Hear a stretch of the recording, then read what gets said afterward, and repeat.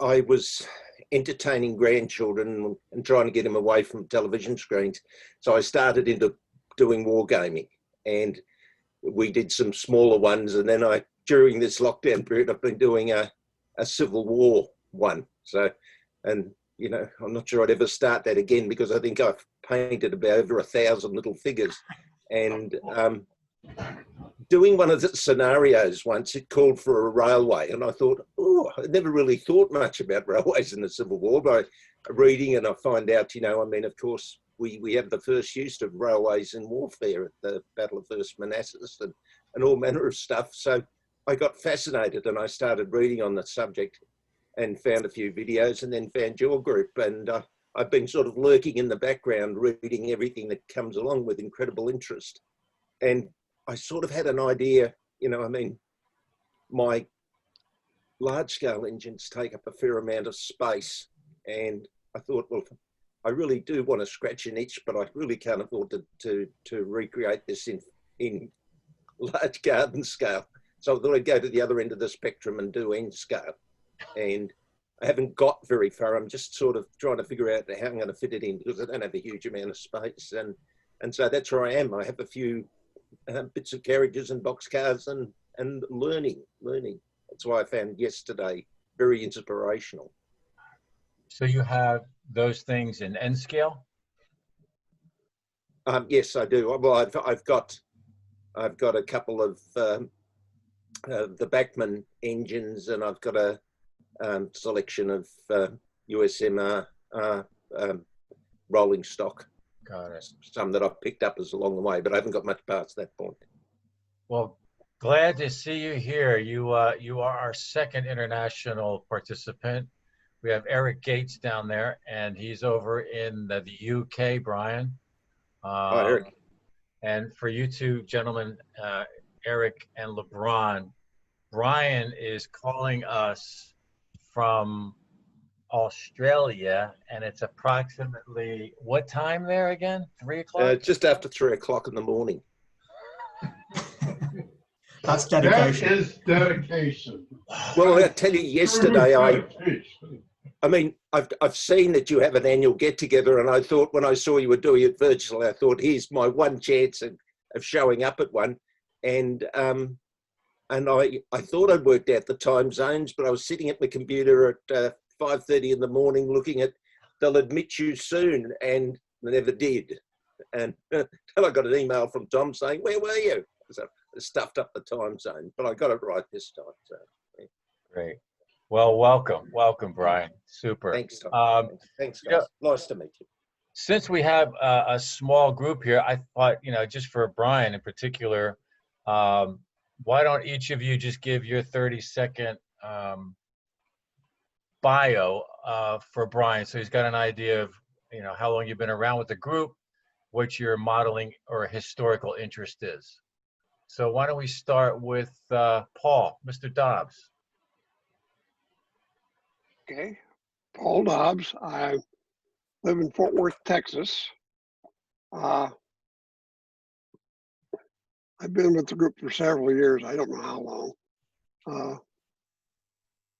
I'm modeling in O scale, actually using Proto 48 wheel standards and Proto 48 actual gauge instead of the 5 foot that O scale normally comes out to.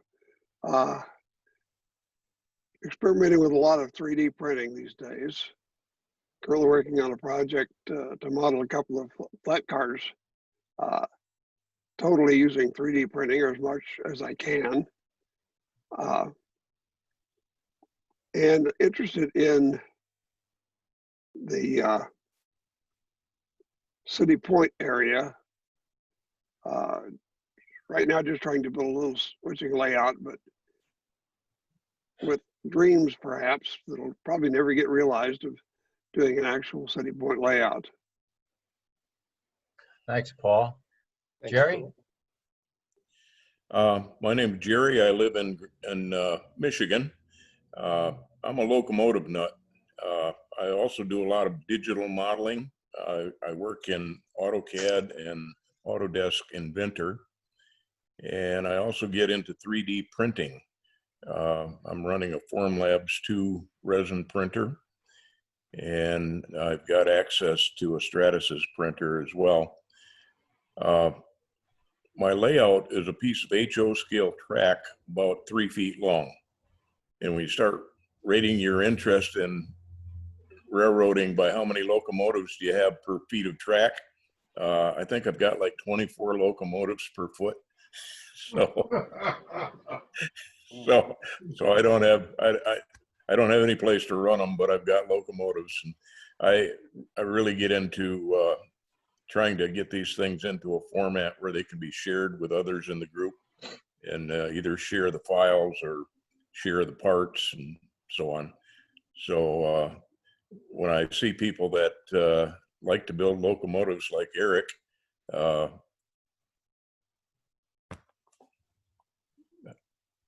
that's a thumbs up. So, and I've been looking at some of the stuff Chris Gerlach has been doing too. I think that work has been done in, I'm going to guess SolidWorks, but I'm not sure. It's an early program we've developed ourselves. So, but it's so the detail in that modeling is just incredible. I've got to hand it to you. I've got a lot of respect for it from what I've seen on the screenshots. Cool. Thank you, Jerry. Mark? Mark Richardson out here in Red Bluff, Northern California, the heart of all the wildfires going on right now, except for in Red Bluff. And yeah, I've been a member of the group almost since DC started it. I saw that ad in Model Railroader, signed up, was a lurker for a couple of years, and then just started participating. And I think I went to my first annual meet in 2015. And I've been pretty well hooked ever since. I do building. I like modeling anything Civil War related. I've actually done several scales, and the most recent stuff that I've done has been N scale with those modules that we talked about yesterday. And my plan is to turn those modules into a tabletop switching layout based on the N scale stuff. Thank you, Mark. Don? Yeah, I'm Don Ball, located in Kansas City, and I've always had a big interest in the Civil War. I'm also a modeler, but the 1890s period, basement size layout in HO scale, and pretty much enjoy doing the research of everything, scratch building and so on. Thank you, Don. DC? Oh, okay. DC Cellular, Delaware, USA. I guess back in the 90s, I put a little ad in the Model Railroader, was overwhelmed with responses. And then about, was it 2000, 2002, sometime in there, Tom and I were bidding on the same item on eBay. I won't say who won it because that's a sore spot, but we ended up, I got a call from Tom, we began talking, and so I went online back when it was Yahoo Groups and set up the group, and Voila. Tom and I have been doing this ever since. Yeah, I do model HO. I'm in the process of still getting my train room ready. We had a hurricane. We just got the edge of it, but the rain filled up my gutters to about 1 inch of the top of the basement windows. Needless to say, those aquariums were not totally waterproof, and so I have to put in a couple exterior drain lines in, but I'm planning on building a model railroad in HO scale, freelance. Thanks, DC. Charlie? I'm Charlie Taylor, Memphis, Tennessee. I've been a member of the group since the City Point tour several years ago. Been lucky enough to have the group come to Memphis on a couple of occasions. I'm in O scale. I model the Memphis and Charleston Railroad. I'm kind of the opposite of Jerry. I have got one locomotive per 100 feet of track. So I'm more into structures and track laying than building engines at this point, but would like to get into it. Thank you, Charlie. David? Oh, hi. I'm David Bjorkman. I'm from North Carolina. I model in O gauge, and I'm interested in locomotives and industry technology of the Civil War era. So my interest is more for the technology of the equipment than it is for the Civil War. With that said, I have a Civil War era modular railroad in O scale that I carry to train shows around the east part of the United States. So I've carried these modules throughout North Carolina up into Virginia, Pennsylvania, out as far as Chicago, Kansas City, Indianapolis, Orlando, etc. So the idea is to try to bring some Civil War history to the general public who would not perhaps have a chance to see Civil War modeling if I didn't bring them modules to them. One of our ambassadors, you and Paul. Thanks, David. Hey, Ron. Hello, I'm Ron Flowers from just outside of Ann Arbor, Michigan. I modeled the Baltimore and Ohio Railroad 1861 in the little town of Martinsburg, what was then Virginia, is today Martinsburg, West Virginia, which was a location of a roundhouse and engine facilities, and the process of beginning that layout. The one extra wall that I had to build, and DC, just to let you know, my wife and I did have a debate as to whether it would be appropriate to build a full wall or a half wall. I won, I built the full wall. So it's up, the framing, the drywall arrives tomorrow, so I'll get that finished. I got to finish framing out a window and putting trim up, and then we begin building bench work. It's an HO scale, so that's where I'm at. Thank you, Ron. LeBron. LeBron Matthews. I currently live in Columbus, Georgia. I grew up outside of Chickamauga Battlefield, about 5 miles from the battlefield. My grandmother was born in the 1880s, and I lived next door to her. She would tell me the stories of her aunts and uncles and parents told about the war. She knew the generation that fought the war. So I created the interest in it. I modeled the Western Atlantic, and I'm currently in the process of rebuilding. And Tom, I've started laying out the background for Atlanta, so I'm doing positive work now instead of destruction. Right. Right. Construction versus destruction. That's cool. Thanks, I'm one of the original members of the group. Yep. Yeah, you are. Eric. Actually, Brian might have saw you yesterday. Hi, I'm calling from Bristol in England, where it's just getting dark and it's been gloomy all day, and we've had a storm and it's lashing with rain. So it's great here. I got involved in this because I had a daughter who went over to live in Atlanta for 5 years. And it just about coincided with the NMRA convention that took place in Atlanta.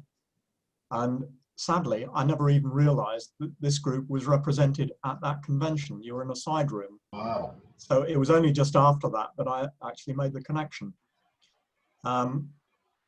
As everybody who was online yesterday will know, I have an interest in doing things that are just plain awkward. Somebody told me it was impossible and pointless to model the Western Atlantic to genuine 5-foot gauge. So I've been going ahead and doing just that. Yeah. And actually I put up the photographs online. So they're there if anybody wants to flick back through them. Thank you, Eric. Bernie.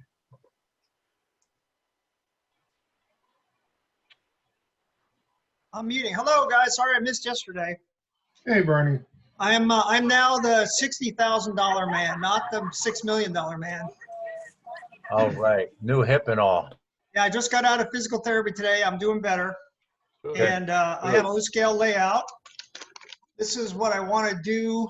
Those of you who've been to my railroad might remember Quail Landing over here. Yep. So I'm planning on expanding my railroad.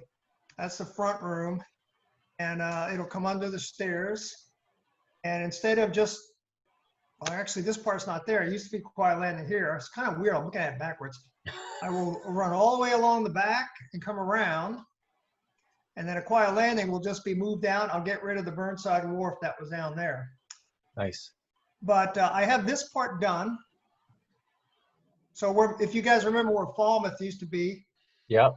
that's now been replaced with just a scene, a beautiful scene of woods and stuff. And Falmouth will be back behind the quiet landing. So I end up getting 215 feet of main line. Wow. Since I have 5 locos, then I'm still not at Charlie's. What, I got 50 feet per loco. And since I've been cooped up, I really can't do anything the last couple of weeks. I've been working on this little list, and I'll just read them to you. And if you guys have ideas, I'd like to hear them. I'm calling these random events, and I haven't figured out how I want to do this yet.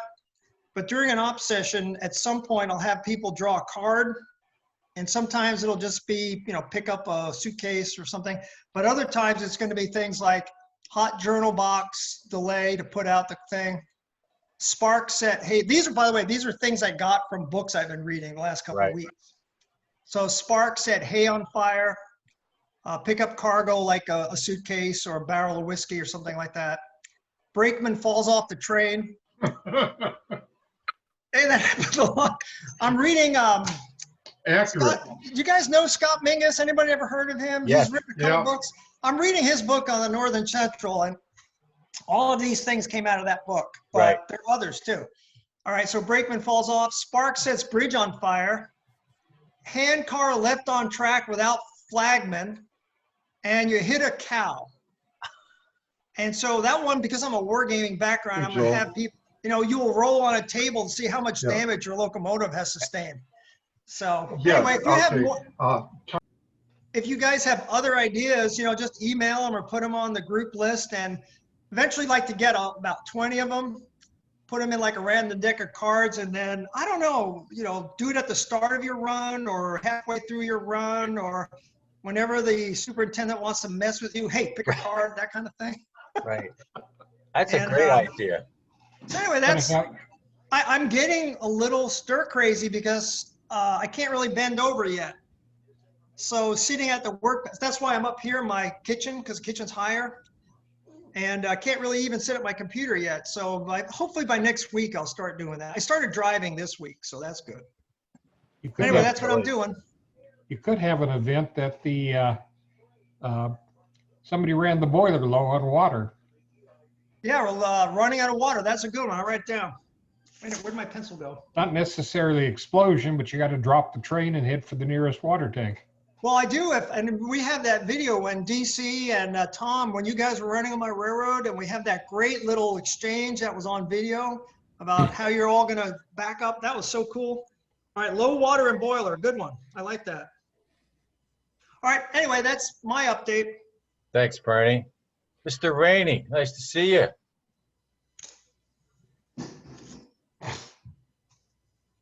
Let me unmute. I keep forgetting that you have to do that. My interest in the Civil War railroads comes from the fact that I'm a Civil War nut, longtime reenactor, war gamer, have a large Civil War library. And from a railroad standpoint, I love to design operation-oriented layouts in places where you'd never expect them to be possible. So some of you may remember a series I had in Railroad Model Craftsman on the Rio Grande Marshall Pass line, or a quarry railroad on an island in Lake Erie, or another one on the East Broad Top in the 1880s. And it's always seemed to me that Civil War railroads were a great candidate for that. So I've done a lot of research on the Western Atlantic. I will admit I'm a little intimidated by people that have actually modeled the Western Atlantic so nicely. So I'm not sure just what that's going to turn into, but I've had a lot of fun poking in archives from Georgia up to DC and everywhere in between. Cool. Well, good to see you, Lee. I've seen you on our email exchanges once in a while, so it's nice to put the name to the face. Welcome. Very knowledgeable. Yeah, for sure. Let's see. Virginia, U.S. Okay, all right. You just threw down the gauntlet, man. Okay, look out. I knew license plate. Somebody had USMRR, so I had to put an S on the end. Okay, LeBron, you with me on this? I'm gonna get plates. You want some plates? I had to send him my DD-214 because I wanted to have the Go Army on there. Right. And you can't do that if you're not a veteran. Right. For some what's that? For some reason, it's been hard to get Confederate plates lately. Right. Have to use the national flag. Do they keep getting stolen? Yeah, really. Card with it'll be stolen, so you don't really have to worry. Right. So, Brian, at least you got an idea of some of the motley crew that you have chosen to spend time with here. And for those of you who just came on, Brian Hardy, this is his first time with us. And he's coming to us from Australia, where it's close to like 3 or 4 o'clock in the morning, just to give you an idea of his dedication. So if someone tells me, you know, they can't make something or whatnot, I mean, he just set the bar so high. You know, That's there's no beer excuse. in Australia, isn't it? What's that? Isn't it early? That's early beer, dark 30. So here's to you. Yeah, there you go. So without further ado, I would like to turn the controls over to Chris Gerlach. And, you know, Chris has been working on this virtual railroad. And there's, you know, some history between he and us and his colleagues. So I'm going to let him just take over and tell you a little bit about how he got started in all this, and then show us what they've been doing. So Chris, thanks for being able to make it today. And we look forward to hearing what you got to say. Thank you. Good morning, gentlemen. My name is Chris Gerlach. I'm 68 years young. And I live in Pagosa Springs, Colorado, a very small town up in the mountains, about 7,500 feet. We have 1,200 people, 3 stoplights, and about a couple thousand elk and bears. So we're we're far away from just about everything, and that's why I like it. I was a professional artist for 50 years. Started out young. I got my training in England at Oxford University at the Ruskin School of Drawing, and started a career as a landscape realistic painter in the middle of abstract chaos. So it was an uphill struggle. I kept at it until around the year 1990, and I made a career change. Ended up here in Pagosa. I was for 10 years a book publisher, which is another interest of mine. But history has always been a fascination. My father's family immigrated from Germany and Austria in 1914, but my mother's family came over on the second ship after the Mayflower. They were on the Whale, and one of my ancestors was the second governor of Plymouth Colony, so we've been around for a while. And I've always found history one of the most interesting parts of life. If I could have been an archaeologist, I would have, but I had to do something else. So I got my interest in the Civil War, honestly, through a family connection. My great-grandfather was Abraham Lincoln's law partner. And they went to law school together and stayed family friends. Lincoln would drop by the family home in Chicago all the way through his presidency. He'd always come in the back door. He didn't like a fuss, and he would sit in the kitchen and tell the kids stories about the Indians and growing up in Illinois. And my great-grandfather was active supporting the war. He was a banker, so he would advise Lincoln on financial stuff. And by the irony of fate, just yesterday in the mail, I received a family heirloom, a Matthew Brady photograph of Lincoln, which I haven't taken out of the box yet. But so that's part of my connection to the Civil War. I had family on both sides. My interest in trains came from my grandfather, who was a steam fitter for the Milwaukee Road. And he and my grandmother both worked in the machine shops in Milwaukee.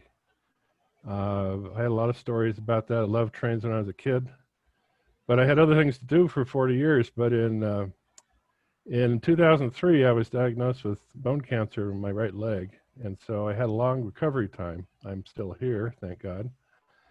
But my computer tech installed computer games in my computer, and I should either thank him or curse him, because one of them was a train simulator made by Microsoft in 2000. Early program still works. We've improved it with updates.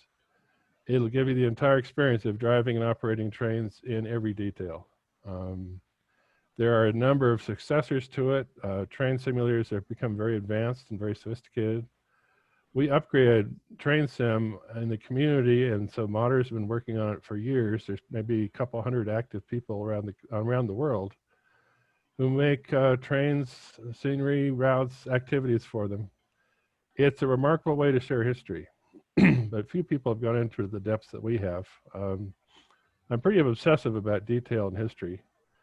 And it took me about 9 years now to train in the profession I do, which is modeling. And I became, through the grace of God and I guess my own fault, a good organizer. So I've been a team leader on a couple large projects. This is our second. Our teams are international. We have members all over the world usually.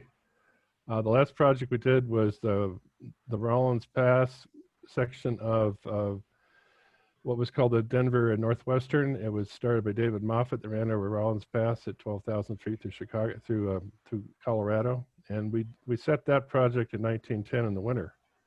And the interest of that railroad was standard gauge. They had huge steam rotaries. So we modeled that, took 3 years. We had 5 members on the team who did the modeling. I did over 950 buildings for it, and figures and just about everything else. We built the trains, the cars, the landscape, everything, and we're doing it again for the Civil War. As you all may or may not know, until last year, there were no digital models of Civil War era equipment, and no one had succeeded in making a route. There may have been a few. John Davis made some a number of years ago, but at the degree of detail we've got, very few people had them. So we have basically been developing this for about 8 years. I brought the team together a year and a half ago, and we have a staff now that is working as full time as they can, all of us being older and somewhat retired. And our goal was to create a world, not just a railroad. So we're doing the whole ball of wax, which I feel is important for history because I think context is essential. It's very hard to understand history if you don't know the whole picture. The computer simulation gives us a chance to actually recreate it to the degree that nothing else can. So it's a challenge, it's of interest. We share our projects with historical institutions and museums free of charge. There is no cost. At some point, it may become payware because this has been a very expensive project, but it's been worth it because we got the best people to work on it that there are in our field, and they've been doing incredible work. Our key team are 3 people. Myself, I do the buildings and the figures and just about everything object-wise. Tim Muir, who's been working with John Ott, who's been a wonderful help to us, is a 30-year experienced modeler, extremely high detail locomotives. He's done also the Pacific Electric streetcar system. He loves detail. It takes him a year to make a single digital locomotive because all the parts work, they function correctly, they operate in the correct motion, and they have the fullest detailed textures we can possibly achieve. As you all may know, there's very little actual information about some of the things like the colors, the livery, and all that stuff. And a lot of this is detective work. So we've been doing our research, digging deep for years. It was nice to see Bernie here because he's helped us a lot. Mike Wagall's helped us. You guys have all helped by just sharing the way you do. It's a long, slow slog to get the information together. In the middle of other things, I saw a picture of City Point years ago, and it fascinated me. And it was something that just touched my heartstrings. I had no idea why, but it's just something that it really intrigued me. So that kind of led me into this subject. But as I say, there was nobody who'd ever made a Civil War route in railroad simulation before us. One lady named Zoe started a project many years ago. She's sadly since passed away, but two of the people that helped her were members of my community, the little circle that I work with, who are based on a website called Elvis Tower. And they had modeled some things, some artillery, and Larry Mullet had made the Dictator, the mortar on wheels that was used at Petersburg, and a couple of things like that, and the Monitor, the Merrimack, and he shared those models with me very generously and mentored me in my own modeling work. So it's a heritage of many people. We stand on the shoulders of giants as we're working now. We're 2 years into the project, and probably 2 years from completion. We're modeling 18 years of the City Point, what was called the City Point and Army Line Railroad, which was a U.S. military railroad line, which is temporary line built at City Point. So I will go through some photographs of the history, give you my understanding of the project, which has evolved day by day, and then I'll show you some pictures of the route, and if we have time, we'll demo it now, and we can come back again tomorrow and do some more demo of the route. So let me switch over to that, and hopefully this will work. I'm going to share my screen, and once I get this open, oops, wrong screen. Now, how do I share the screen, Tom? Just push the share button? Yep. Share screen. Okay. Here we go. And hopefully. There we go. No, that's not it. Looking for the folder. Oh, sorry about this, guys. The first time That's all right. First time I've used this system. No worries. Let's take a second here.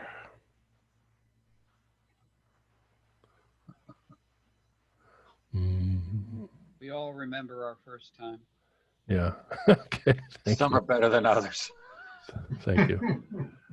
Okay, I have something on the screen now. And let's see. Screen. Can you see it? Oh, there you go. Yes. Okay, there we go. This is Mr. Lincoln and the photograph that my family inherited of him. Wow. And it's been a pleasure to have it part of my life and to be able to have it now in my home here in Colorado. I thought about getting him out, but I haven't had time to get the box open. I was working till late last night on getting things ready for you guys. So, all right, so let's keep going. This is our project. It's called the City Point Army Line, U.S. Military Railroad. And basically, we are modeling the route and completion of all of its 18 miles, plus the region in Virginia that it was located in, and so we're running basically from the James River to Petersburg. And we have been building everything, the buildings, the trains, the landscape, the ships, the machinery, all of the items down to hand tools, the figures. The trains will move and be fully operational. You can operate them from the cab, ride in the passenger car, or operate the camera independently. Oh boy. So basically, once they start running, and we can run them automatically, in other words, you can set up an activity where the trains will run themselves. So its potential as a museum display is amazing. And we're the first people to try this, and it's going to be kind of a pioneering project for that. Beautiful. It allows us to basically show anything, any time of day or night, any kind of weather. We can have rain, snow, fog, sunshine. We can change the sky. We can put anything we want to into the landscape. Now, the challenge with this is you have to have people who can do the work to make it happen. To make the engines, as I told you, Tim has got 30 years of experience, a deep, profound love of detail and railroading, and is able to achieve this with his making the trains and the cars, because we've been making all the rolling stock as well as the trains, as the locomotives. And then Steve Thompson is making our landscape. He's a nature photographer, a professional photographer. He's been doing it for 50 years. And he's got an incredible gift with landscape. And then I've been doing the modeling, and as a professional artist and now working in this field for about 10 years, I've got whatever skills I've got on board. But hopefully some. This is the picture that captured my interest. This is City Point. Yeah.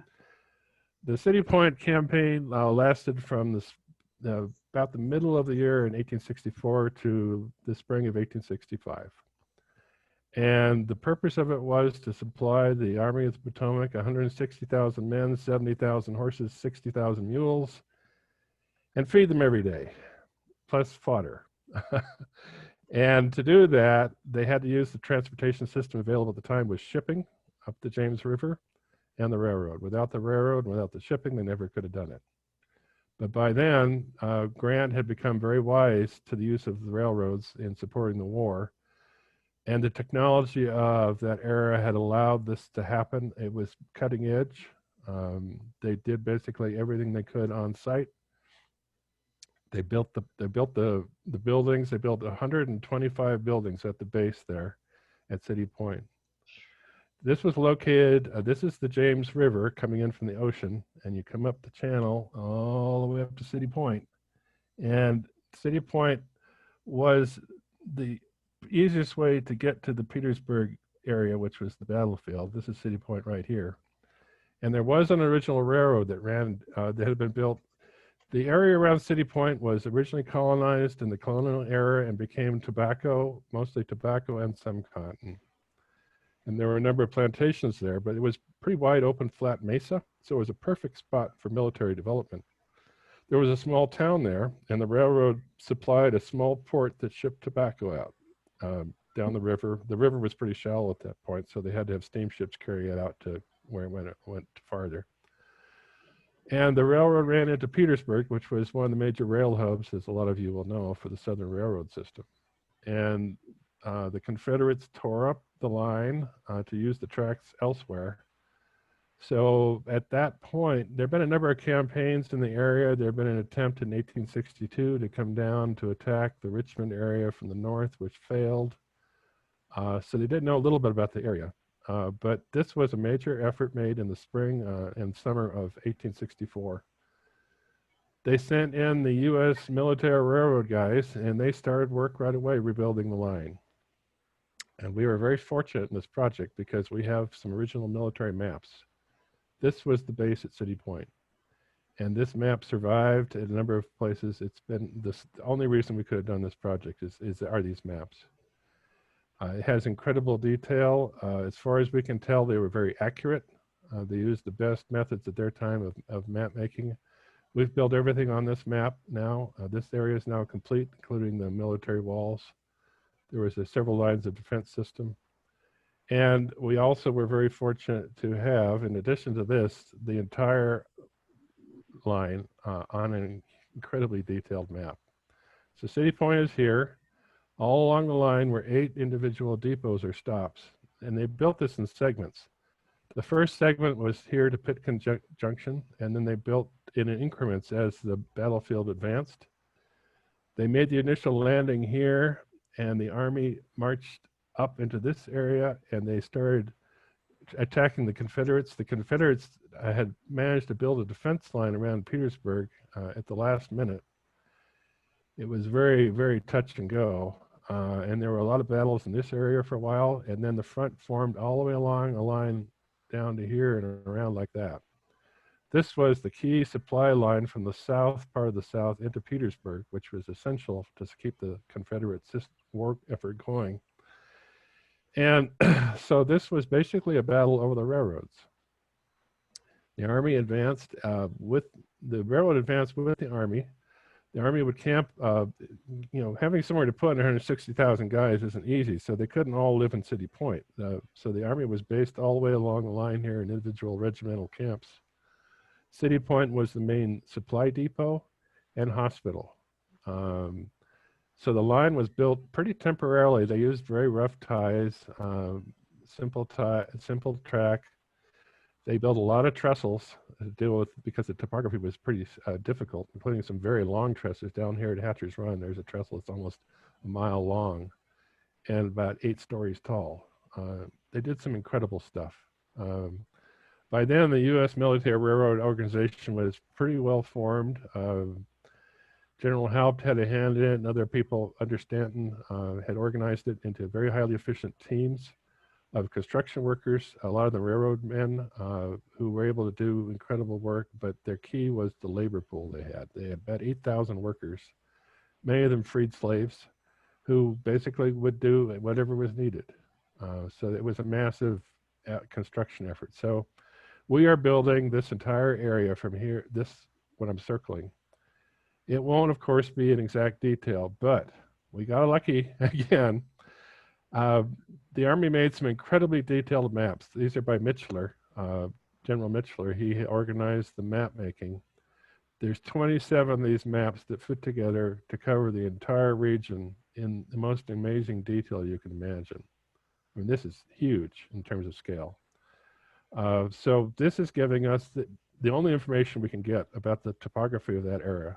So reading the diacritic marks on these maps is not easy. There's no key that exists that we know of. Somebody may know of one, but at this point we have to guess. The darker areas are woods, the lighter, there's indications of swamp and topography. This is City Point here, and toward the other way is the next map, which is Petersburg. We actually know where every building in Petersburg was, and we plan to do Petersburg in as much detail as we did City Point, which is why it's taking us quite a while to do the whole thing.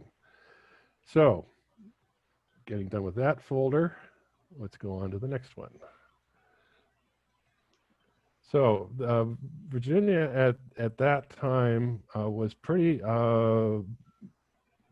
natural. There wasn't much development. So it was tidal in this area, dense pines forests, pine barrens, actually you could call them, and marshland along the shore. And the initial landing at City Point was right on the beach. They unloaded everything and took it out to the battlefield.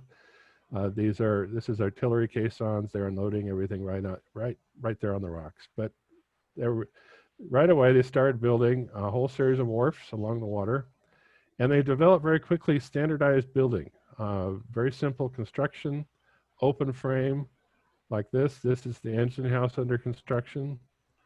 A lot of these are rare photographs that we've had to look for years to find, or they've been shared with us by people. So this is the kind of construction they used, basically a big barn. And they put on simple siding. They had 3 lumber mills working on site. They were very highly organized distribution system. Basically, these were warehouses, and this is the small stores warehouse. And it was an organized both, you can see the wagons here, and behind there is a train. So the train operated to bring the supplies to the front along the railroad. But this is the construction of one of the large building complexes. This was the bullpen, which was the military prison for the site. But this is what the landscape looked like. Basically, these were all originally tobacco fields. So they had a perfect site to build all these things on. And they used this very basic construction technique, and they could build these buildings very quickly. They had the entire 150 buildings built by Christmas, which was incredible. This is the construction of the engine house. They're putting the shingles on. And these are 2 of the well-known locomotives. This is the General Grant, which we've modeled. And so these are the source photographs we've worked from. This was the first building we made.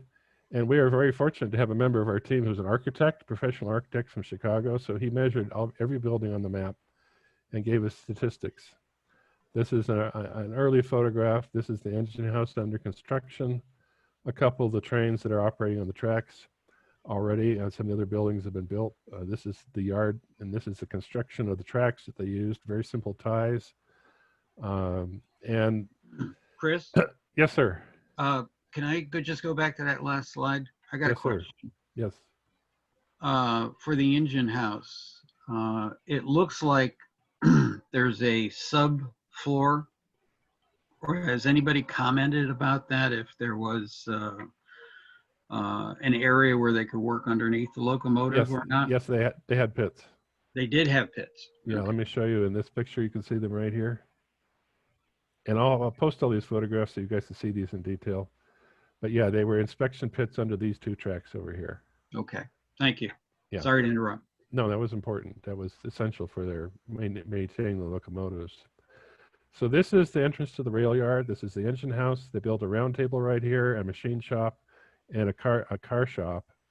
The tracks led in here to the distribution area. There was a line of warehouses in the background. This was early in the development of the site. And these photographs were collected by a group of officers who were stationed at City Point as a hobby. They made an album for themselves, and they took it home to Boston, and it sat for years forgotten in a cupboard. And now it's part of the Medford collection, and it has some of the most essential photographs of City Point. And this has been the source of our work. We couldn't have done it without these. So this is another photograph of the yard. They're building the pit for the round table over here. These are typical cars that were used, the platform or flat cars of the era. And the shipping would come right in here, right in this area. There were over 200 ships a day. It was one of the busiest ports in the world during the war. The water tanks were supplied from the bay. They used portable steam engines. You can see the stacks down here. And the line ran up here, and they fed the water tanks. They later enclosed this. And this brings up a point. When you're working on a dynamic site like this, which developed quickly over a period of 9 or 10 months, you have to decide what to model. So we did important phases that would show things distinctive. In other words, these were enclosed later on, but I like them a lot better when it's, it looks more interesting this way. So we had to make some command decisions about that kind of thing in modeling. I'm sure Bernie knows about that. So this is a better view of the more complete yard. These are the offices. This was a workshop. This was the carpenter shop over here. These warehouses were all for individual segments. In other words, one was for the quartermaster stores. This was the mail delivery for the post office, which up here on the hill. And the tracks were extended as needed. This was tidal. The water would come in and out. There was about a 4-foot rise in the tide. So they had to allow for that. This was an elevated track that ran to the warehouses so they could take stuff right out of the warehouses, put it on the train, and get it to the front. They would bring the supplies in to these warehouses, and then the trains would run up to 20 trains a day, according to the records we've seen. Some of the trains as many as 20 cars. So the train operations were pretty intense. They brought all the supplies in that they could rather than make them on site, even though they didn't have the mills. So these were all prefabricated parts of the buildings. Roof sections, wall siding, supports, massive amounts of it, because like I say, they probably built over 300 buildings in the entire area. And the ships would deliver. The schooners, the sailing ships, were very economical. They actually delivered a lot of the ammunition because there was no steam engines on board and no danger of explosion. But the shipping was very important, and I love naval stuff, so I've really had fun doing the shipping modeling. But this is the delivery system they used. The trains would run right up here to the warehouses. Sometimes it would offload into wagons for local distribution, but most times they would be loading things onto flat cars and box cars. And then the actual transport to the front of the troops would be basically on whatever cars were available. They used very few passenger cars, and never for the soldiers, because the soldiers would trash a passenger car in one trip. They would club out the windows. They did it for the box cars too. They wanted a window, they just smashed through the wall. So they would make the soldiers ride on top of the box cars. So that's how they transported. And this shows, as another view of the transport system, basically immense amounts of supplies were brought in because they had to feed 160,000 men a day. And the standard ration for each man was about 5 pounds worth of meat, salt, pork, basic other supplies. And it was all prepackaged. These barrels would have carried pork and beef, pickled supplies. They eat hardtack and standardized boxes was the standard fare. And all this stuff was shipped on the railroad and off to the front. And this is one of the few images we have of City Point contemporary. And actually the detail in this picture is pretty much accurate, we've determined. So it's been of great help to us. This was published in Harper's Weekly. But it shows along the front the warehouses, and then these were all military buildings of various kinds. This was the housing for the construction workers. Many of them were what were called counterbrand or freed slaves.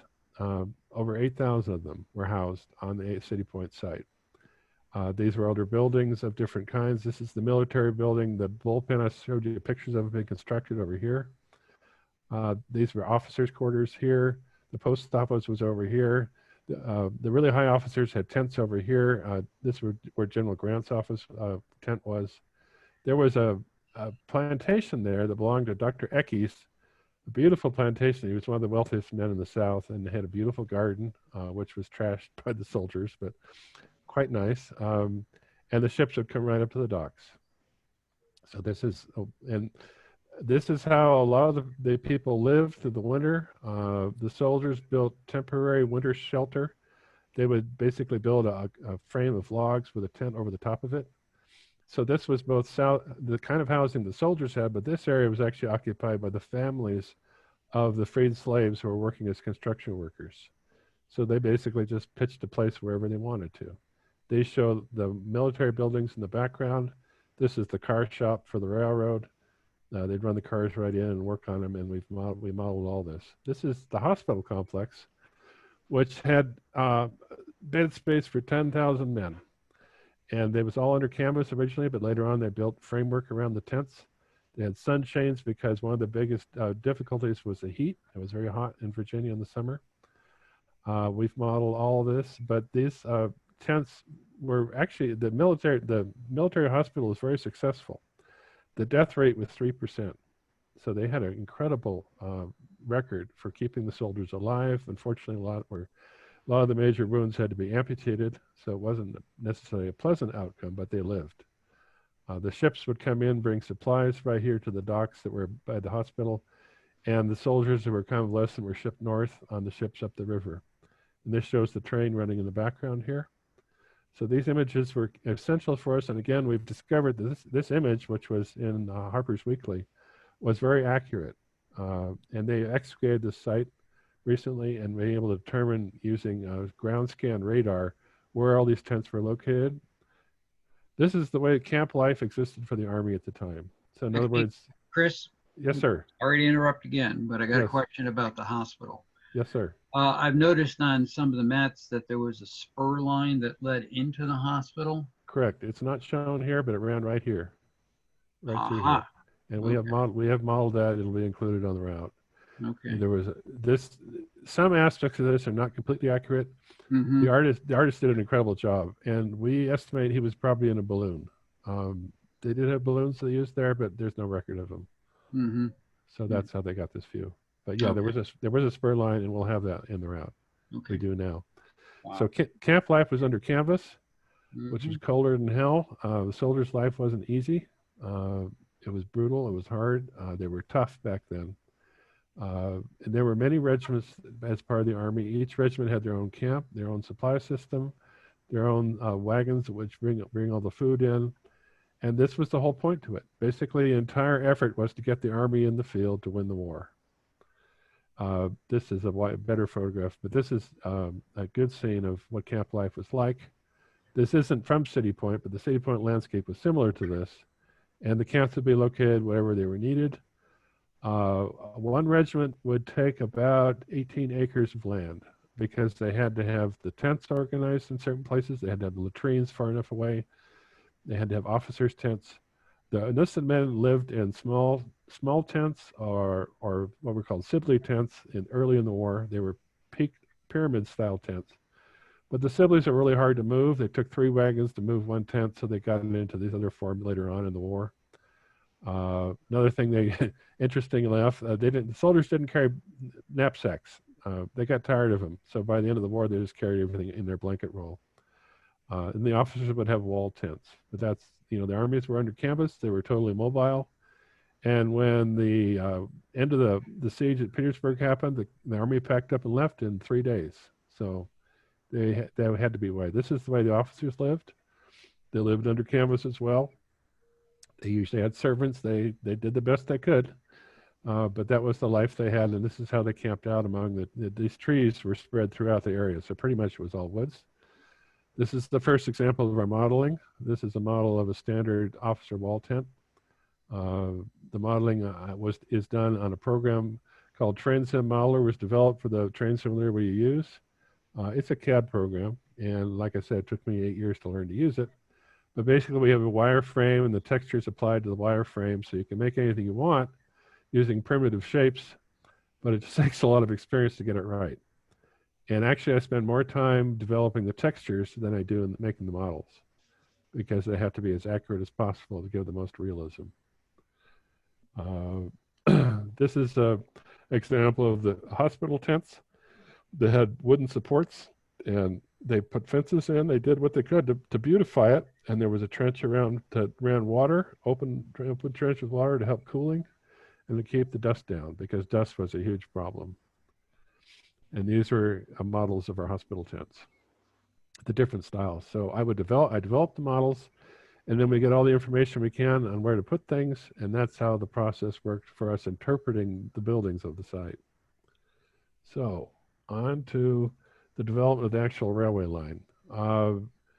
Railroad construction during the war for the military railroad was very primitive. This is how they worked. This is laying out basically whatever rough logs they could find. Very few of them were squared off.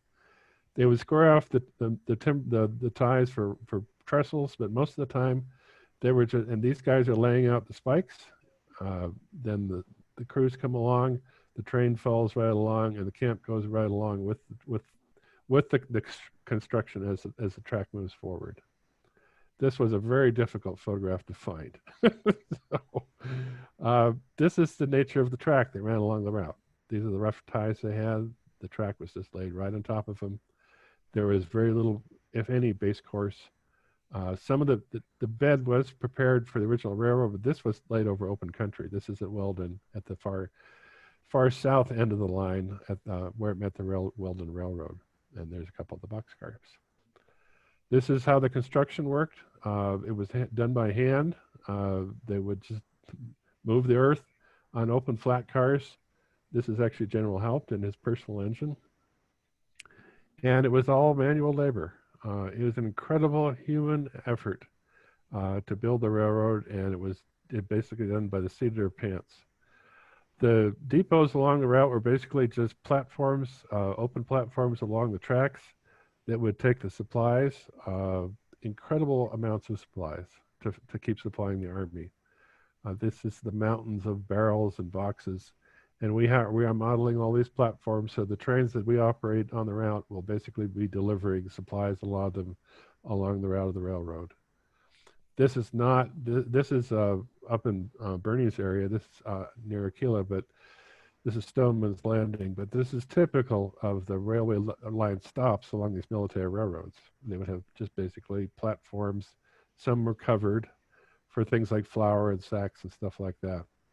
But they developed a very highly sophisticated system for that time. There were telegraph lines along the line, so the little control they had over the tracks, there was no signaling, was through the telegraph and train orders. This is how they constructed the trestles across the landscape. Very rough construction. A trestle like this would probably be put up in 3 or 4 days. They would basically cut the trees on site for the supports. They would bring in the cut members from the local sawmills. There was a sawmill right along the tracks. They just put stuff on the train. They'd build the trestle and keep going. This is a contemporary lithograph from Harper's of the way the military trains would run along the track. They had the soldiers on top of the boxcars because, like I said, they couldn't afford to allow the soldiers inside them, otherwise they'd destroy them. And this is really was a wonderful image to find because it showed us the composition of the trains, how they make up the trains and how they operated on the line. And this is the original drawing on site, done by a wonderful artist named Waugh, who did beautiful work all along the route. And this is his drawing of the trestle, the trains, how it looked. He's used a little China white for detailing, but he was a very fine artist. And his work has been a big help to us. This is one of the longest trestles along the route. This was at Hatcher's Run. And I have made this model, but we haven't placed it yet. It takes us a lot of time to build the route. Laying the tracks digitally is difficult. This is how the trestles were constructed. Very basic construction. This is the Firefly, actually, an engine that was used at City Point, which we have modeled now. And that's the typical construction for the military trestles. This is the only image we have of all the stations along the City Point Army line. So this is what we're using to build the individual areas. Sometimes it'd just be a water tank. or some tents. Sometimes it's a little bit more developed. This is this one is at just before Pitkin Junction. So this is one of the few sources we've got. This shows the warehouses at City Point. So that's one of the, and this is these photographs again were essential for our work because they give us the detail, the feeling of the landscape. Steve, you'll see a little later some pictures that Steve's developing using these to make our landscape. But it's all part of the project and how it's been working for us to develop the assets for it. Now, a very important part of all this process is how they got what they needed to where they needed it. One of the keys to this whole situation was the shipping. So we have paid full attention to the shipping. We have all the ships modeled, a lot of them different types, both military and civilian. The steamships by then were highly developed and very skillful. And again, the sailing ships also were used for delivery. They would take the stuff off the ships. Often they just store them around the dock. These are all caissons that are lined up, ready to go to the front. This is the main military warehouse for armaments, which was kept on a dock out here because an earlier one was exploded. A Confederate spy got in and set it off and blew up about 250 people. This is the delivery system and the ships bringing stuff right into the shore. And another key to this whole system, which I'll get to shortly, are the horse-drawn wagons, which were key to the whole process. The trains are brought in on barges. A number of people have claimed credit for this, but basically developed this system. These were canal boats, which were there a surplus of, but the canal system was in decline. The railroads were replacing them.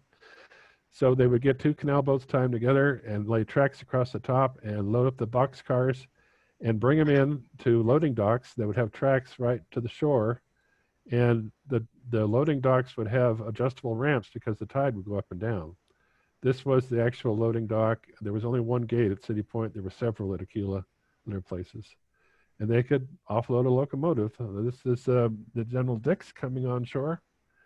And the cars, these are flat cars loaded onto three. There's 28 flat cars here, loaded onto three canal boats tied together. So these guys were incredibly ingenious. They did whatever they had to do to make it work.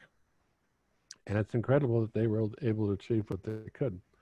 This is how the barges were brought down along the coastal navigation. These tugs were pretty standard by that time. We've modeled the tugs for our project. And they would push the barges in and operate them, move them around. This was probably the number one key mover. These were the pickup trucks of the era, the standard Army wagon. They would carry about close to a ton of supplies.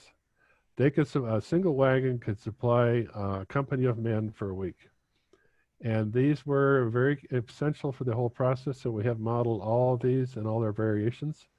They would have a canvas cover, which was hard to ever remove. The canvas covers would often have regimental markings on them. These were pulled by 6 mules or 4 horses, and that's what moved just about everything that was ever used by anybody. This is the standard 1854 U.S. Army wagon. There are a few that have survived and been restored. So we were able, the Hanson Wagon Works is one of the last remaining wagon makers in the country, and they were able to give us original plans, which we made our models from. And this is a typical mule hitch. The mules were captained by the lead mule here on the right. The off mule would be the smartest mule. And the driver would ride on this mule back here, not on the wagon. The mules would be directed by voice commands, gee-haw, other words like that. And that's how they would operate. And they basically moved everything that was ever used in the war, other than the trains. Here's a couple early box cars. This is one of our models of the standard Army wagon, and basically how we developed it. And we have got them all over the site already. This is another very, very important wagon. These are the ambulances that were developed. They could carry 5 men in the back who were immobile, or they could carry 8 men who could sit. And they would operate right from the battlefield. They would take the troops to the train, the wounded to the train. They put them on the train, usually on flat cars. And later on, they developed hospital cars at City Point. And we are modeling them, and they'll be in the route. but they also used boxcars if they had to. Another essential part of moving things around by horse was the artillery. And we've fully modeled all of these, and they'll all be included, but this is one artillery company. Artillery companies used an amazing number of horses because cannons had artillery caissons and cannons were coupled together and had to be pulled by 6 horses because they were so heavy. And then all the troops, the men that would serve the guns would ride their own horses. So horse supply was a huge problem. They figure over 1.5 million horses were used during the Civil War. And they didn't have a good time. A lot of them didn't last very long. So they had to have replacement horses, but the horses are also be part of our project, and we have them fully modeled as well. That was not easy. Making a horse is not one of the easiest things I've ever had to think about. This is now going to be the question of supply. The supply was a huge issue because they had to feed all those people. And so how to get things there was basically on the shipping of various kinds, the wagons, and they used a lot of wagons for all that stuff. And as I explained, it would be delivered to the docks as much as possible and moved on the trains. So the trains were an essential part. The supply system used standardized wooden boxes. There was no cardboard back then. They were often labeled by the maker and put on directly onto the cars. These are some of the shipping staff. But the boxes were very important because actually once the box got to the troops and was emptied, they'd break the box up and use it for the campfires. The campfires were how they cooked their food. So there was a huge system that developed. These are stacks of standardized hardtack bread for the troops. Every soldier got basically a supply of hardtack every day, and there was a bakery at City Point that could make 100,000 loaves of bread a day. These were the barrels of pork beef that we were supplying. The railway line ran on the other side here. This was at Cedar level, and the wagons would pull up to the other side of the platform and just go right off to the Army and deliver them. And they just used an immense amount of supplies of all kinds. These are wagon wheels in store at City Point for whatever wagons needed them. These are cannon barrels all lined up for shipment. And this is how they would actually operate the trains delivering things. These are trains delivering supplies to the troops. And the soldiers, again, like I said, would ride on top of the trains. And the key to all this, and we discovered this in the process of this, was actually the freed slaves. They could not have done the City Point without the immense number of slaves that basically were turned loose as soon as the battlefront got close to them, and they had nowhere else to go. So they were easy labor. They were paid very little, 25 cents a week usually. And they were the labor force that built the railroad and operated the shipping, did all the movement of supplies. And so actually that was the untold part of the whole story. They actually had portable steam engines. These were the pumps that pumped the water for the water tanks I showed you earlier, but they were an important part of the technology at that time. So the whole system of ships, trains, steam engines of various kinds, and other machines, it was a technological war that needed all these aspects of it to make it work. Another key to all this process was fodder for the horses and the mules. Every train that went to the front, say a train of 10 cars, one would have ammunition, one would have supplies for the troops, and the rest 8 would be filled with fodder for the horses. They used that much fodder, much feed for the horses and the mules that were essential for the operation. So the fodder was made in standard bales and again moved by slaves. And we had to model all these and figure out the loads for the railroad. Another key to this whole process were mobile blacksmiths. This is what was called a battery forge. Every battery, artillery battery had a movable forge with a blacksmith and 2 farriers. And they were constantly shoeing horses because a horseshoe would last maybe 4 to 5 weeks and they'd have to be reshoed.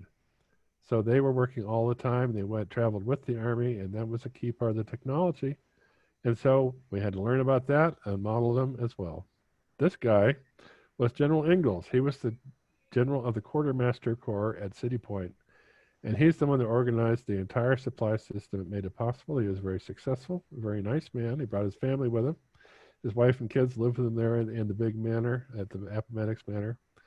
And he's the one that made it possible. So in a lot of ways, this was a very personal war that depended on the highly skilled people who could do what was needed to be done. So getting to the point that everybody here is most interested in, the trains, which is kind of the purpose of all this. The trains were standard 440s made by the various train manufacturers of the time. We have been able to identify about 25 of the locomotives that were operated at City Point. We've also been able to identify a number of the railroad cars. They brought in close to 250. Box cars of that era would not last very long. They were very light construction, so maybe a month or two, sometimes even a little longer. The two standard cars of the type they used were what we call the house cars or box cars, or platform cars or flat cars. The flat cars would be 8 or 10 pocket with spikes, brackets along the side for support, so they could be made into early gondolas. The trains were operating 24 hours a day, but night operations were difficult. They had lighting systems for them, but usually during the day, and like I said, they would run up to 20 trains a day. So they were going in and out all the time. We're going to create as much of accuracy with that as we can. But dealing with this was the engine house and the round table at City Point, the machine shop over here. So this was at the end of the war, but it's a very high developed support system. They could basically do whatever they needed to. They could even draw a boiler off of a locomotive. This engine house would hold 12 locomotives, and they could work on a lot of them at a time. These are some of the standard box cars. The house cars, these are ones that have been through worse, seen better days. This is one of the standard cattle cars. There's a passenger car there. So the trains were mixed trains. They would operate under train orders. It's not here yet in the photograph, and we weren't able to place it because of the track size, but there was a dispatcher's office right here. So they were dispatched out of City Point, and they had telegraph lines so they could keep track of them. And we have some train orders that we've located. As Bernie knows, it's very hard to get through the records and figure out what's what. and Bernie's been a tremendous help to us in getting some of the information we've got on that. We are trying to get as much as we can. This is one of the standard locomotives of that era at the water tanks at City Point. The engineers were very proud of their engines. They often stayed with an engine for quite a while. There was an engineer and a fireman. Operating those engines was very hard physical work because there were a lot of parts of the engine that had to be adjusted and maintained. Things could get out of shape. So we actually have a handbook from training engineers from the 1870s, which wasn't too different from the Civil War. So we actually know some of the stuff they had to learn. They basically did not have an easy time. They burned cut wood. They carried toolboxes here because they were constantly needing tools, so there were always toolboxes on the tenders. This is a hose here for the water tanks because there were water tanks along the line, and often those canvas hoses would break or somebody would steal them, and they'd have to have a replacement, so they always carried them on the tenders. This is one of the hand cars that was used on the tracks. They were used all the time to inspect the line. This is the Colonel Beckwith, which was one of the smaller engines that was used along City Point, which we've modeled. We've modeled both of these, by the way. And modeling them takes a lot of work because to get the details right, the operational side right, is incredibly complex, way beyond my pay grade. But this is not City Point, but this shows the transfer gates that brought the trains in to the dock, so we could load or unload from the barge system I told you about. And this is a better photograph of the General Dix coming to City Point through the one train gate that they had. Once they got on shore, they would carry them light. In other words, the tender would be empty and the boiler would be empty because make it lighter. So they'd have to basically put a little water, fire it up a little bit to get it in on shore, and then they'd feed it right from a water tank right there by the water. This is another one of the other engines. This is a list we have of all the locomotives that were used in Virginia, with the expenses for maintaining them, the names, the specifics. We've been very fortunate to find some amazing data. That's one of the biggest challenges for us and our greatest focus it's to get accurate data. So as much as we do, it's accurate. This is the General Haupt, which was his personal engine until he was fired for being an arrogant jerk. He was very skillful and a remarkable man, but he didn't get along with people very well. So eventually he was fired, and they renamed the engine. And these are the standard boxcars at that time. There were several different variations, but they were basically the pickup trucks of that era on the railroad, and very basic. Sometimes it would be ventilated with windows. But we've modeled close to 100 of these now. They all the cars we have modeled have accurate road numbers as much as possible. And we're doing both the Union and the Confederate railroad systems, so we're just starting work on the Confederate side now. This is one of the flat cars, showing how they would load the lumber. This was the carpenter shop right here. This is the arsenal for the ammunition dock. This is the coal dock over here. And so these were the photographs we used to not only build the route, but to build the railway cars. Is that the flat car with the spoked wheels? I don't know. I can't see on this picture. Okay. There were some, which was unusual, but again, that's Tim's area of expertise, so I don't know that much about it. This is how they'd move the troops on the cars. These were wounded, being taken in. They would load them on, they would ride. The trains rarely went more than 8 miles an hour, if that. The track was very bouncy, up and down. So it was safe, as safe it could be, but at least it was a lot better than going in a wagon. This is a standard makeup of a train. They would have boxcars, flat cars, whatever they needed. Guards and troops would carry out, would be on top. And it was rough going, but basically that's how they'd operate the trains and make them up. And this again was a key image for us to know the makeup of the trains and how they'd organize them. These were the engineers and conductors of the City Point, Railroad.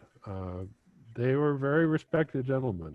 They considered themselves high-level professionals. They took a lot of pride in their work. And we were very fortunate to find this image because it gives us a real sense of their personalities and the people they were as humans. This is the General Grant. And this is to show you how we developed our models. This is one of the few images we were able to find that Tim worked with. And this is another image we had of it. One of the key details that's been very important to find as much as possible are the tenders, because they were highly decorated with beautiful artwork. And the cabs themselves were incredible. I mean, these OG oval windows were just amazing. And he was able to develop it. This is the General Haupt. This is one of Tim's models. This was the first locomotive he finished. It took him a year to do it. All the parts work. It all operates correctly. The pistons move. The wheels rotate. The controls in the cab operate. In other words, as you drive the engine virtually, there's two modes of operation. One's simple and one's complex. If you choose the complex, you have to watch the water level. You have to watch the wood level and tender. You have to operate it with accurately and they had no brakes. So basically, we're braking with the Johnson bar. So that's one of his finished models. This is the General Haupt, the original, and the kind of photograph that we had as a source. So that is the train side. This is our project. So basically, we've been working on it for 2 years now. Our goal is to complete within a couple of years. This was our source for City Point itself. This is how we did our research. We figured out what was what from the photographs as much as possible. We labeled things, named them, figured out what needed to go where, and then we had to make it. This is very early on in the project. This is last January. This is the engine house, the round table, the machine shop, the construction worker housing, the water tanks, and some of our earliest freight cars. And the tracks, which Steve, our landscape man, laid. The engine house is fully detailed inside. In other words, it has all the work tables, the working pits. The windows you can see through them. And basically, both the engine house and the car shop and the machine shop also will be fully detailed inside. And this is a closer picture. So this is the level of detail we can get with the modeling system we use. It's very close to completely accurate if we have the data and have the time to do it. This is the smoke staining the side of the building. The tracks, we were not able to model the ties fully, so this is the best we could do, but we're doing everything we can to get it as realistic as possible. This is an early conception model of that area, showing the engine house, the round table, the machine shop, the wharfs that you saw earlier in the photographs. This is how we did our planning. So this was basically a proof of concept model on a very small, just basically a rough layout to figure out what goes where and how it would work out. This is our first overhead view of the main yard area once it got completed. This was last spring. Well, actually, this was 1919. So this was last year. This is how we placed the models into the landscape using a special editor. And you actually have to place each one and get it level and often adjust the landscape. The landscape itself is done from DEM data, which is satellite data, which is developed by USGS, which we can actually purchase. And so the land is, as much as possible, completely accurate in terms of its landform. This is a very early development phase of the project. This is that area I just showed you. This is the tracks along here, the warehouses along the water. And this is the bakery. This is the Army bakery that made 100,000 loaves a day if they needed them. And the railway line running out. This is the yard area, basically. This was the military and civilian. This was where the town was before the Army got there. This is the Appomattox Manor over there. And this is a view of the shops area in the actual route. So this is the level of detail that we achieve. And some of the shipping, the construction housing. And this is trains operating on the track and looking down into the yard. This was last fall. We started adding some trees at that point. We haven't added a lot of, haven't got all the detail in yet, but we've been doing it in phases. And this is a wider view that shows, this is the hospital for the railway workers up here. They had their own special hospital. These are the tents that I showed you earlier in the photograph. This is construction worker housing. All the warehouses are now in place all along the waterfront. And these are workshops in the delivery area. That flat car I showed you with the lumber on it was parked right here on this line. So we can actually operate the trains now as they were then, as close as accurately as possible. And this is showing more detail coming into the route. Some of the wagons are parked here. These are all settler shops. This is the post office right here. That was a very popular place. And some of the shipping out of the water. This shows the town part of City Point. These are some of the original houses, some of which are still there.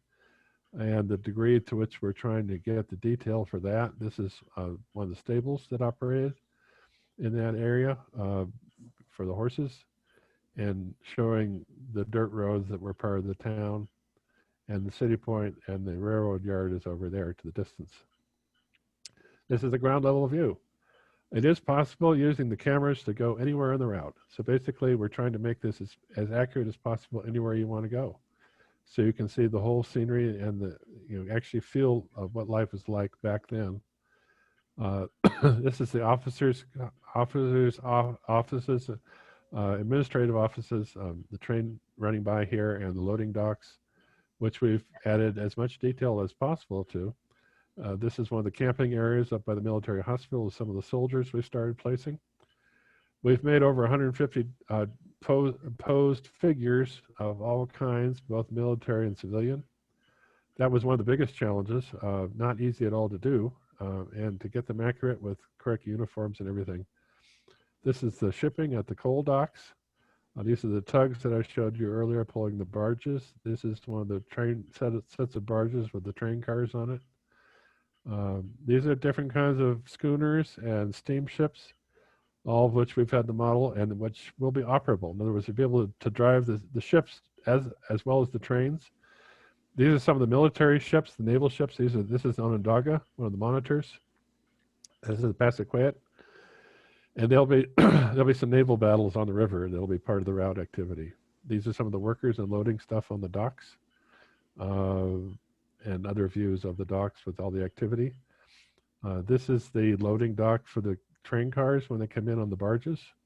One of the ships was parked there, blocking that, but this is all the barrels that they would be bringing in. This is the level that we've been able to achieve with our modeling. It's just been a lot of work, but it's really been a labor of love. Tim's locomotives are incredible. The detail of them is superb. It's just remarkable to see what he's been able to do with them. It's a real joy. This is the inside of the engine house, looking out, and this is the detail we've got in the engine house. And basically, you'll be able to start operating an engine from here and drive out and make up a train and go down the line. These are some of the officers. This is the dispatcher at the dispatch desk. This is when the engine's warming up. The hostlers have got the steam up. And these are the officers and the dispatch desk in detail. We were actually able to add some of the real logbooks into the modeling. This is the car shop where they would work on the cars, and we made correct era tools. So the tools are modeled in. This is the carpenter shop with all the tools on the wall. And this is the trains operating out of City Point. This is one of the trains going down the line and how they'd make up the trains and send them out to supply the soldiers. And this is the actual editing program we use to place things in the route. All the resources are available. The editor, basically, you can place anything you want to anywhere in the landscape and add sounds as well. And this is how the landscape is developed. This is early stage in the landscape. Steve's got the river in. This is one of the first trestles we made. This is the base course for the landscape terrain area. It doesn't have detail on it yet. It's going to take him a long time. This is Steve working out how to do a muddy track for a wagon. He developed special textures for mud with hoof prints and how to get that accurate. And this is his developing the landscape with the plowed fields, the train going by, the trees and the landscape. Again, early stage. This part hasn't been developed. This has got some of the base texture in it. The train going over one of our this is our first trestle we made. And this is more of Steve's landscape research, trying to develop the landscape to make it accurate. He's very careful about that. We try and get as much detail as we can into things and make it as accurate as possible. And, I think they're hungry. Yeah.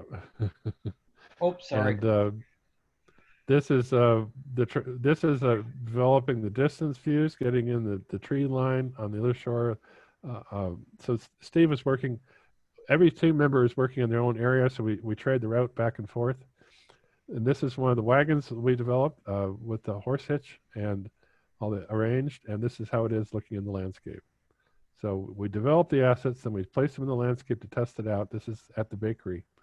And these are the stacks of ration boxes for the hardtack. This is the horse-drawn for the artillery.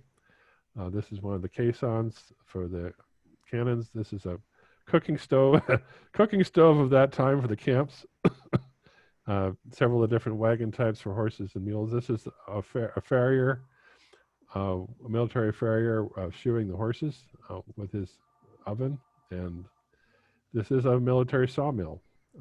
And this will be animated, so the wheels will be turning and the smoke will be coming out of the stack and it'll be making noise.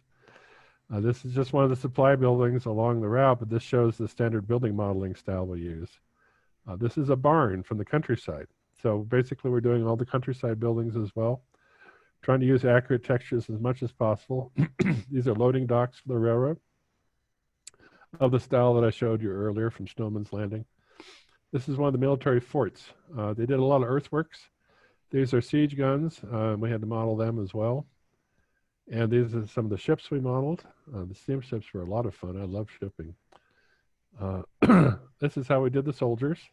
This is an original photograph we used as a source. These are textures we got for their equipment, which we then added to the actual models. This is a half company of soldiers marching with their officer at the front. These are different soldiers in pose. They all have identical faces. The faces will be customized once they're placed in the landscape. This is the battery forge that I showed you a photograph of earlier. All the different phases of the model. This is an operation. This is with the the oven cold. This is parked. You know, it's the bar, sport bar for parked, and this is ready to be moving. So we had to make all the different phases of things. This is music was very popular for the soldiers and one of their major entertainments. So we have soldiers playing music, and we'll have music files in the throughout. We have started on Petersburg. This is the South Side Petersburg Depot, and we have one of the best modelers in the world working on some of our buildings for Petersburg. This is his Petersburg Depot, and he does incredible work. This is his name is Wayne Campbell. He's in Canada, and just beautiful work. This is his actual model that will be part of our Petersburg landscape. This is the Petersburg courthouse, which he also did, and this is his model of it. And the detail he put in is incredible. This is the statue on the top of the tower. This is basically the route as we're developing it. And it's been an honor and a privilege to have a chance to recreate history in this project. We feel very grateful for the chance to share it with people like you guys and to bring it to the world. And basically, that's the end of my presentation for now. And that's it. I can demo the actual route for you, but probably better do it tomorrow because we're out of time. Wow, you know what? Eric can relate to this term. I'm just gobsmacked with the level of detail, the research, it's just wow. It blows my mind. It's really, really cool work, Chris. How do I unshare my screen? Can you do that, Tom? Let's see. I think all you got to do is scroll up to the top of your screen. Yeah. And it should drop down where you can stop share. Wait a minute. It turned into a little, whatchamacallit. Oh boy. There it is. Maybe. Okay, I think I got it. And let's see. No, I can't figure it out. Let me see if I can do this. Nope. Maybe I'll just drop out and drop back in. No. Let's see. So do you? There it is at the top. Stop share. I got it. Click on there you go. There you go. Okay. Well, yeah. So that's our project, guys. Piece of cake. Nice. Bravo. Detail. Well, we did it for you if we did it for anybody. And it's all available for one easy payment of $19.95 plus shipping and handling. For you guys, it'll be free. For the people, for the world, and for museums and stuff like that, there will probably be a fee. But LeBron, did you want to say something?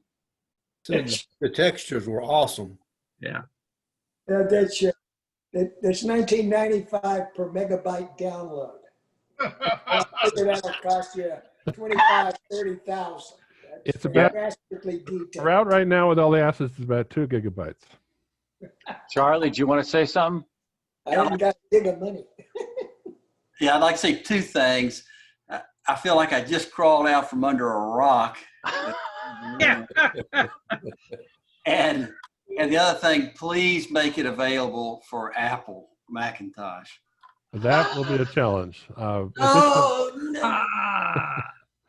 Yeah, that's a whole different technology. I'm sorry about that, but we will be moving this to a different format called Trains, which is more highly detailed. It's in a company in Australia. My hat's off to Australia. And they do a marvelous job with their detail, much more detailed than this. And that has a Mac version. So that'll be probably in 2 years after we finish with this. So When do you expect this to be available? this is 2000. I'm hoping we'll have it by the end of next year. Cool. Wow. Because Jerry, I was just curious, what was your take on seeing the locomotives and some of that, the architectural stuff that you saw? You talking to me? Yep. Oh yeah, I'm in awe. It's beautiful work. Am I right in understanding, Chris? Is that done in Microsoft Trains? Yes, sir. Okay. And what we have is a new free version of it called Open Rails, which has brought it up to maybe 2018 standards, not 2020, but it's a lot better. and that's free. So. Okay. Tom, I had a question. Will the Park Service down there at City Point, have you approached them about making? We will be giving it. We'll be giving everything to them. Yeah, like a flyover or something. You know, you could do a narrated flyover. Basically, they could operate it. They could have a display there, and the trains run themselves. In other words, we can do it so they all operate 24 hours a day on their own, and it could run like a museum display. Yeah, that'd be cool. So that's. Why didn't you do the Aquila line? Southwestern Atlantic. Sorry, Bernie, I haven't got there yet. Oh my God, Bernie, I did run into a guy who helped you with your project. I bought some U.S. Navy dishes from him. A guy named Mike who lives there at Akil Landing, and he had given you some help a while ago. So it's a small world. Pirate guy. Yeah, pirate. Yeah, pirate. I haven't talked to him in a long time. He's great. I got a whole set of U.S. officers China. Yeah. So anyway, yeah. So we had to focus. City Point captured our interest, and you got to be interested to do this work. By the way, I wanted to correct you on one thing you said. Hop wasn't fired. He resigned because he refused to accept his commission. Basically, they forced him out, but yeah. He wanted to be able to leave to go fight the lawsuit for the Hoosick Tunnel. Exactly. So he said, yeah, I'm sorry to go into detail on that. Stanton said, you either take the commission or you leave. And he said, okay, fine, I'll leave. Yeah, he was a very proud man, but he was incredible. The stuff he did was just incredible, Bernie. Yeah, that's why I built my railroad. The reason I picked the Aquila line was I wanted Hop there. Otherwise, I would have done City Point because then it has Grant. So it was a tough call. Grant or Hop? Who do you want? Right. Hey, you're welcome to join us. Chris, you might have mentioned this early on, but I was curious. So all the folks that you have on your team, were they with Zoe in the beginning? And do they have the same kind of Civil War interest, or was this just trains or just a particular field and you were able to enroll them in the project? I enrolled them because their interest was in railroading, and they were all interested in modeling. So basically, Tim and Steve both, and also Wayne, our guys I've known for years, and shared that the community is very tight. It takes years of experience to learn how to do. You have to have a deep interest in the history, but it was no hard sell to do the Civil War because we all found it fascinating, and we've learned so much by doing it. It's just incredible amount. And fortunately, City Point was one of the most publicized parts of the war because it was easy to get to for all the newspaper correspondents and the photographers. It was probably the most photographed part of the war. And so just incredible resources without which we couldn't have done it. Yeah, there were some photos you pulled up. I had no idea they even existed. I will share all that. I'll put it up online however I can. I've got all this stuff together. It's a big file, but I'll talk to Tom about it and DC so we can get it available for you guys. And then I will, if there's time tomorrow, actually run the route for you.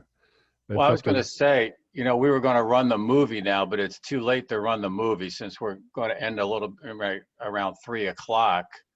If nobody has any questions, I was. Go. Okay.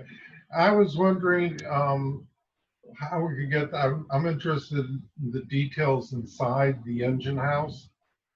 Is it possible to contact somebody to discuss with them how you came to detail the interior? That was me. And I did all the research I possibly could and talked to actual people that have worked in engine houses. Yeah. And we developed it. It took a long time. It's very hard to do, to figure out that kind of stuff. So basically, it's based on all available data we could get. And plus, we'll have parts in there. We'll have an engine that's broken down for construction. So and the tools are era-specific tools. So basically, it was just based on a lot of research. Okay. I have a whole lot of engine house details I've accumulated to detail the interior of mine. Yeah. And the location of the dispatcher's desk. Yeah. Were you able to, was that the actual location of it? There, we can determine it in one photograph. We can actually see a very slight indication. Okay. We don't have any good photographs of the interior, but that was where they had several dispatchers. That was the guy that would actually be telling the guys in the engine house which engine needed to be worked on. Okay. Okay. And when to send it back out and when the next one would be coming in. Then the main dispatcher was in the dispatcher's office out on the line, and he would send the train orders out with the trains. Okay. So there were two guys in charge. Yeah, that makes sense. I forget what they call it, engine master of power or something like that. Yeah. And you probably may even know more than we do, because you probably had a chance to see more of the records, but we've just had to just dig and dig and dig and dig and get stuff from all over as much as we can. Well, you know, now that I've retired, one of my objectives is to go back over there, but this whole last year it's been closed. Well, not the whole year, but most of the year. Yeah, and there's some maps I'd like to get, which I can't get yet either. So yeah, but I'll certainly help. I'll work with you on that, and if you have expenses, please let me know. I'll help you support your stuff, whatever you. Yeah, my metro ride over there. Happy to. Happy to. It's 8 miles from my house. Just Oh jog my on God. over there, Bernie. I'm so jealous. Well, unfortunately, it's hard for me to travel. So anyway, yeah, but So I used to work a half a mile from that place, but I never had time to go over. wow. Chris, I'm thinking if you have time now and if you're ready, would you want to give us a demo now? Or would you prefer? I'd rather do it tomorrow because there's stuff I need to put in. Got it. I'm gonna try and populate the yard with cars and trains, which it's not right now. It's just empty. So How much time would you need for that? Would like 15 minutes be good, or? Oh no, it's gonna take hours. But so if we No, can no, carve no. out- I mean to show it. Oh, showing. I only need about 10 minutes. Okay. Yeah, then we'll definitely slot you in for tomorrow. Yeah, just let me know if you can email me or let me know sometime. I'll work on it today. Steve was working on the landscape. He's sending it back to me tonight, so I'll work on it tonight and I'll be ready tomorrow. What time would it be tomorrow? Around 2:30, 3 o'clock, because I think Perfect. we'll go to, if we can, let's see. So at 1 o'clock, we're doing bridges. That'll be about 45 minutes. DC's going to do an update on his layout design. That's another 30 minutes. So maybe around 2:30 or so. Fine. I'm really honored to have this chance to share with you guys and to meet you all. I'm sorry I haven't had a chance to before, but this is where I've been working full time on this, you know, and all of our team have. It's pretty amazing to have to try and carve this much out of history, but it's a pleasure. Chris, do you have all the data and the background materials? Do you have like a repository? So even those of us that aren't modeling City Point, I mean, I think we're all interested in. We have what we call a codex. It's an archive.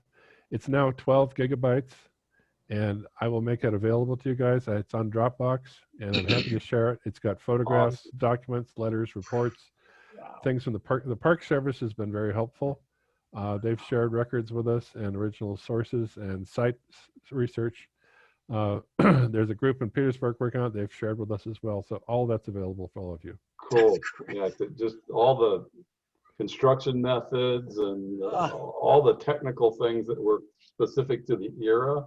That it's really hard to wrap your head around all the details. Well, to make models of it, we have to know what it looked like. Exactly. And how it was used. Awesome. And, I mean, I had to learn how to plow with a mule. So anyway, thank you.